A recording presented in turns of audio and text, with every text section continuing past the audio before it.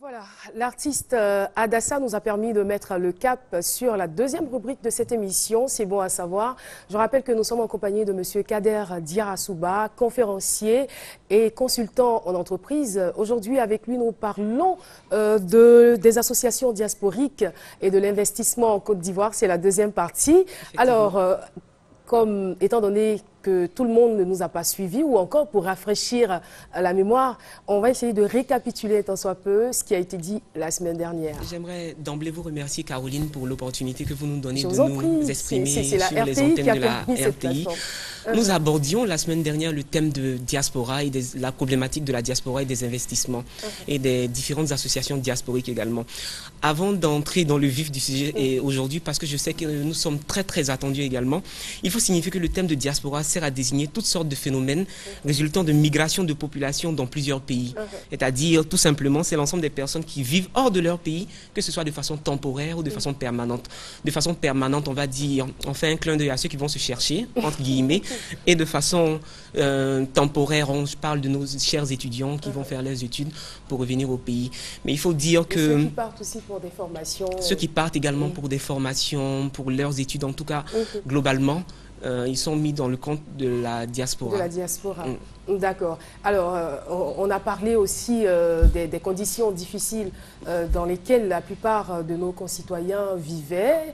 Et on a dit qu'à côté de cela, heureusement d'ailleurs, que ce n'était pas tout ce qui était dans ces conditions difficiles, qu'il y en avait beaucoup qui arrivaient quand même à s'en sortir et que ceux-là devraient donc venir investir dans leur pays respectif. Effectivement. Quand on va là, l'oiseau ne quitte jamais son arbre assez longtemps, il va toujours revenir. Donc quand on quitte son pays, pour l'amour de son pays, pour l'amour qu'on accorde à sa patrie, il faut revenir forcément investir pour les petits frères qui sont restés au pays. Je le disais la dernière fois, que le baromètre du patriotisme ne doit pas être le fait de se mobiliser dans tous les meetings de partis politiques ou d'avoir des diatribes envolées lyriques, enflammées dans tous les meetings politiques. Le vrai patriotisme, surtout dans ce cas, le patriotisme économique, c'est d'aller chercher de l'argent et revenir investir au pays. Pour nos chers petits frères qui sont là, il y a un sérieux problème en Côte d'Ivoire. Le nœud gordien qui fait que les gens sortent du pays pour aller se chercher, j'aime bien cette expression, c'est parce qu'il n'y a pas de travail au pays. Et quand il n'y a pas de travail, après, le cher frère que nous écoutions tout à l'heure, M. Canet, qui parlait de la céramique, ça ne nourrit pas son nom, mais certainement que lui, on ne lui a pas posé la question. Il est tenté de sortir du pays pour aller à l'aventure, pour aller essayer de monnayer son talent ailleurs, parce qu'il a un talent, effectivement. Est-ce que c'est pas l'ignorance qui conduit à agir de la sorte? Parce que c'est même pas évident que lorsque vous effectuez le déplacement, que tout soit prêt de l'autre côté. Là où on est, je veux dire, on peut créer l'environnement, on peut créer la richesse. Loin de moi l'idée de dire que ici la vie n'est pas facile, hein. Ça dépend de l'aspect dans lequel on prend la chose. Mais entre deux mots, il faut choisir le moins de mal. Je dis pas que là-bas c'est l'Eldorado, la panacée non plus, mais entre deux mots, il faut savoir choisir le moins de mal. Généralement, donc, quand on va... vous êtes en train de dire, vous êtes en train d'encourager les jeunes à émigrer. Caroline, j'ai dit loin de moi l'idée d'encourager les jeunes à aller. C'est vrai qu'il y a des nouvelles mesures qui sont appliquées en Côte d'Ivoire qui aident les jeunes gens à créer les emplois. Je le disais la semaine dernière également, nous avons le CEPICI, qui est le Centre pour la promotion des investissements en Côte d'Ivoire, qui ne ménage aucun effort dans les allègements fiscaux pour aider les gens à s'installer. Mais il faut continuer à aller encore plus, parce que les mesures qui sont prises n'aident pas réellement les gens sur le terrain. Je prends un exemple tout bête. Il faut qu'on aide les gens à baisser la fiscalité. Je parle de fiscalité parce que vous imaginez par exemple pour les sociétés forestières, les entreprises... J'entends des téléspectateurs dire chez eux, c'est bien ce que tu es en train de dire. Les entreprises qui exploitent le bois par exemple, nous avons un alourdissement de la fiscalité. On met une pression fiscale énorme sur elles pour qu'elles ne puissent pas continuer à exploiter le bois. Pourquoi ne pas faire une discrimination positive? C'est en ce sens que j'ai dit le mot discrimination positive la dernière fois, qui a déjà créé un tollé. Les gens me disent mais discrimination positive. Donc il faut s'occuper des gens qui sont là-bas. Non, c'est pas ce que je veux dire. La discrimination positive, il faut, pour les gens de la diaspora, prendre des mesures fiscales plus allégées et pourquoi pas pour des Ivoiriens qui souhaiteraient créer des entreprises pour embaucher leurs petits frères qui sont restés au pays. Mais est-ce que vous pensez que au niveau de l'État, les choses sont véritablement organisées? Est-ce que l'État sait exactement le nombre de diasporas qu'il y a? Est-ce que l'État est en connexion avec sa diaspora? Comment c'est organisé? Le chiffre officiel donne 1,5 million Ivoiriens vivant à l'extérieur. Le chiffre officiel. J'ai toujours un problème avec les chiffres officiels généralement. Parce que généralement, on a appris également que les transferts de fonds, d'après une estimation de la Banque mondiale, sont à hauteur de 205 milliards de francs CFA. Mais Caroline, laissez-moi vous dire qu'il y a des canaux dérobés qui ne sont pas pris en compte. Il y a des personnes qui peuvent faire partir des fonds, par exemple en Europe, ou faire venir des fonds sans dépenser un rond. Je dépose de l'argent chez quelqu'un, chez une agence, chez un ami en Europe pour venir récupérer sur le terrain. Ici, ça se fait. Mais tous ces frais qui vont sur le compte des sociétés de transfert d'argent ne sont généralement pas pris en compte dans les statistiques. Et les statistiques ne reflètent pas réellement ce qui se passe sur le terrain. Le gouvernement est organisé. Le gouvernement a pris des mesures. L'État de Côte d'Ivoire travaille, mais les efforts ne sont pas assez. Il faut le reconnaître. C'est pas suffisant. Caroline, il faut reconnaître que toute cette semaine, j'ai été en train de débattre, de discuter avec des personnes, me disputer même certaines fois. Je vous dis, mais j'ai pris un exemple. Les questions économiques et financières se discutent à l'Assemblée nationale de Côte d'Ivoire. Nous avons une population qui vit à l'extérieur de la Côte d'Ivoire qui est estimée à plus d'1,5 million âmes. Alors qu'il y a des bourgades, il y a des hameaux en Côte d'Ivoire de 500 000 personnes qui ont droit à un député. Mais pourquoi ne pas penser à prendre une mesure politique pour donner un député à ces gens de la diaspora, par exemple?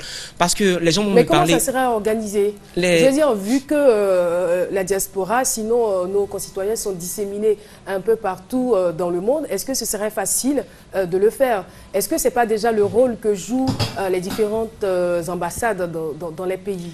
Les ambassades ont des rôles purement diplomatiques. Je le disais la semaine dernière également.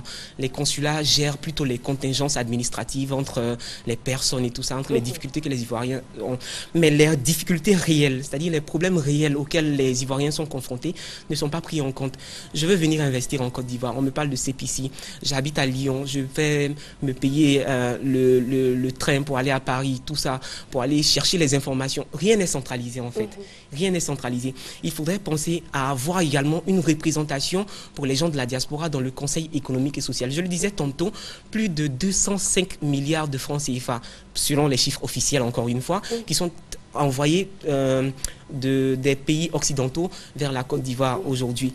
Ça, ce sont les chiffres officiels. Mais à côté de ces chiffres officiels, il faut reconnaître qu'il y a beaucoup d'argent dans les couloirs qui ne sont pas pris en compte également. D'accord. Là, on est déjà dans l'organisation. Dans comment est-ce qu'on peut donc encourager la diaspora à investir. Mais ce que je voudrais savoir, est-ce que notre environnement socio-politique n'est pas aussi un frein à la réticence donc de la diaspora par rapport à l'investissement? Parce que vous imaginez, vous voulez investir dans votre pays, pourtant vous savez que le pays n'est pas stable. Du jour au lendemain, tous vos investissements peuvent s'écrouler. Est-ce que cette peur-là ne les anime pas? Fort heureusement que ça fait quelque temps qu'on n'a pas entendu de bruit de botte en Côte d'Ivoire. C'est rassurant pour les investissements en Côte d'Ivoire. Naturellement, les guerres ne sont pas favorables à l'épanouissement économique d'un pays. Pour que les frères reviennent, il faut leur donner l'assurance qu'il n'y aura pas de palabres, que leurs fonds seront garantis, sécurisés, qu'il n'y aura pas de petits doubleurs, entre guillemets, sur le terrain qui vont venir les escroquer et partir avec leur argent. Tout cet environnement-là, c'est la sécurité que le gouvernement crée. Effectivement, vous êtes sans ignorer que l'indice de sécurité, il y a 3 ans, était à près de 5. Aujourd'hui, nous sommes à 1,3 au même niveau que Paris, Genève. C'est dire que l'environnement des affaires s'est nettement amélioré. Je prends un chiffre également. Des chiffres officiels. Bon, là, ça m'arrange, donc on peut le dire. D'après un autre chiffre de la Banque mondiale, c'est plus de 64% dans l'amélioration du cadre des affaires et 39% dans l'exécution des contrats. C'est-à-dire que tout bouge au pays, les affaires marchent, donc il faut créer le bon cadre, le cadre idéal pour les frères de la diaspora, toujours en insistant sur le fait l'expression, discrimination, pas tolérée. Voilà, c'est ça. D'accord. Là, on est déjà dans l'organisation. Donc, comment est-ce que vous voulez encourager la diaspora à investir? Est-ce que c'est par des mesures fiscales plus allégées? Est-ce que ce serait possible? Pour les frères de la diaspora, toujours en insistant sur le fait positive. Discrimination Voilà. positive, d'accord. Donc, créer le cadre. Une fois le cadre créé, je veux dire, ils investissent où et ils investissent comment? Ils investissent dans quel secteur? Quels sont les secteurs porteurs aujourd'hui et quels sont les besoins de la Côte d'Ivoire? Caroline, vous l'avez constaté avec moi, je pense que les téléspectateurs également l'ont constaté, tout bouge au pays, tous les secteurs d'activité marchent. Il faudrait seulement les envoyer pour investir. Quand on vient, c'est-à-dire prends ton argent, 30 000, 40 000, 50 000 euros, viens au pays, viens investir. Tu pourras, par exemple, il y a plein... Aujourd'hui, le secteur qui marche le plus en Côte d'Ivoire, c'est un paradoxe, mais c'est le secteur de l'artisanat, qui est le premier employeur en Côte d'Ivoire. Mais est-ce qu'il ne faudrait pas sortir de ce cadre qui est informel, où tout n'est pas vraiment enregistré, tout n'est pas formel, qui rend encore les choses plus difficiles? Il faut rentrer dans le formel, formaliser les actes pour créer des entreprises qui sont enregistrées et qui pourraient vraiment créer des solutions pour le problème du chômage en Côte d'Ivoire. Le sujet est intéressant, mais nous sommes obligés de courir et de vous dire au revoir. Mais pour l'heure, alors, la dernière question que je vais vous poser, c'est de savoir qu'est-ce qu'on doit faire? Qu'est-ce que la société doit faire? Qu'est-ce que les classes politiques doivent faire pour que cela soit possible, l'investissement de la diaspora, pour en finir, pour que nous soyons enfin comme l'Inde, comme la Chine. Il y a la percée de la Chine voilà, en Afrique. On appelle ça sûr. maintenant la Chine-Afrique. C'est parce que l'État chinois crée des conditions, des facilités de retour pour investissement au pays. Tenez-vous bien que l'État de Côte d'Ivoire ne prend pas en compte ce qu'on appelle la double nationalité. Vous comprenez? Quand moi je sors, je prends un exemple, pas moi forcément, quand je sors, je vais en France, aux États-Unis, que j'ai la nationalité pour me faciliter les déplacements et que je reviens au pays, je suis obligé de prendre un visa. Alors que les Vietnamiens qui vont au Japon, en Chine, donc partout dans le monde, quand ils retournent chez eux, c'est plus facile. Il n'y a pas de visa et les choses deviennent plus faciles pour elles. Vous voyez, moi je fais des propositions, c'est simple. On a discuté avec des personnes de la diaspora qui nous ont dit, pour que les conditions de travail soient améliorées sur le terrain, il faudrait, pourquoi pas, créer un secrétariat d'État exclusivement dédié à la diaspora, qui traite spécialement des questions de la diaspora.